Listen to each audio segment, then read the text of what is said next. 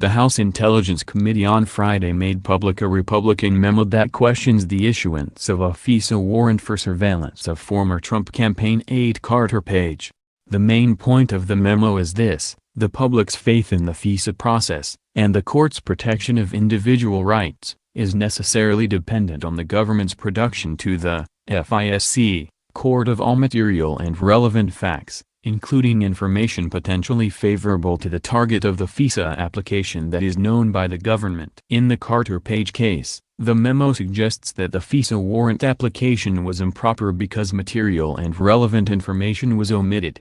This thesis of the memo, compiled by House Intelligence Committee Chairman Rep. David Nunes, Republican California, is an idealistic vision of the FISA process. It's just not legally accurate. There is no requirement that the government include all material and relevant facts in a FISA warrant application, nor is a warrant automatically invalidated if exculpatory or favorable information is omitted from an application. To obtain a FISA warrant in the Foreign Intelligence Surveillance Courts, FISC, the government must establish, among a list of other things in the statute, probable cause that, a, the target of the surveillance or search is an agent of a foreign power, and, b, the places to be surveilled or searched are used by an agent of a foreign power.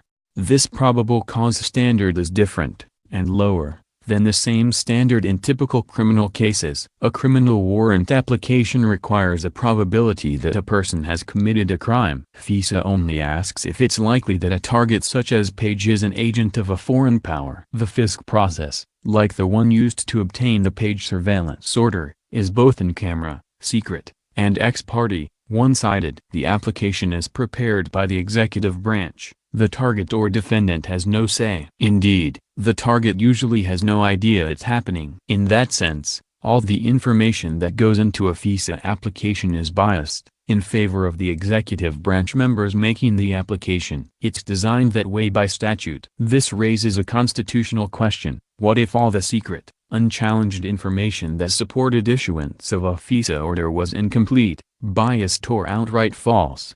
It's not a hypothetical question. Federal courts have acknowledged that material misrepresentations frequently find their way into FISA applications. One federal appeals court recounted the government's confession that 75 prior FISA applications related to major terrorist attacks directed against the United States contained misstatements and omissions of material facts concerning such topics as whether the target of FISA surveillance was under criminal investigation, whether overlapping criminal and intelligence investigations were being appropriately compartmentalized in terms of information sharing, and the prior relationship between the FBI and the FISA target. That disclosure led the FISC to bar one FBI agent from ever appearing before the court again. In Franks v. Delaware, the Supreme Court articulated a test for invalidating search warrants based on the veracity of the information used to obtain them. Although the regular criminal process is very different from the FISC process, a FISA order qualifies as a warrant for purposes of the Fourth Amendment, which means FISA applications are subject to Franks challenges. It's heavy burden for a challenger in regular criminal court. In FISA court, the Franks burden is almost insurmountable. An executive branch officer must have, 1a, intentionally or recklessly included a false statement or, b, omitted material facts in the FISA application, and, 2, that the misrepresentation was essential to the finding of probable cause. That means once the tainted information is excised, the remaining information in the application would have been insufficient to support the warrant.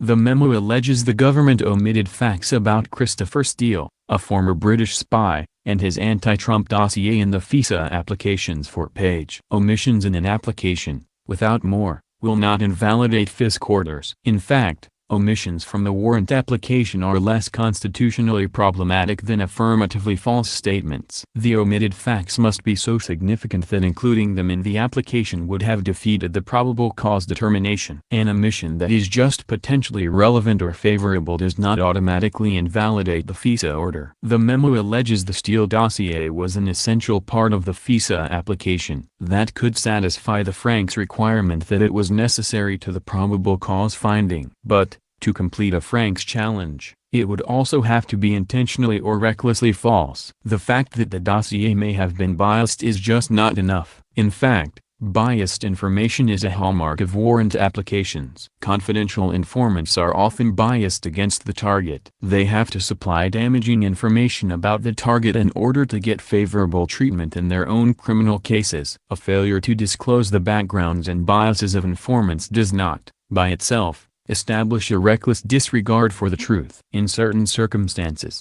however, an informant's overpowering bias can be too crucial to omit from the application. The memo alleges that Steele was paid by several entities, including the FBI. It also alleges that the FISA application ignored or concealed Steele's anti-Trump financial motivations. Paid informants are a common feature of government investigations. They are hardly grounds for invalidating a warrant. Omission of an informant's financial motive, or the even fact that he was paid, is not necessarily essential to the probable cause determination if the rest of the information is extensively corroborated. Without seeing the application, it's hard to say if it's corroborated. According to the memo, the Page FISA application cited extensively a September 23, 2016, Yahoo News article by Michael Isikoff, which focused on the target's 2016 trip to Moscow. The memo alleges this article does not corroborate the Steele information, because the article is the product of information from Steele himself. Legally,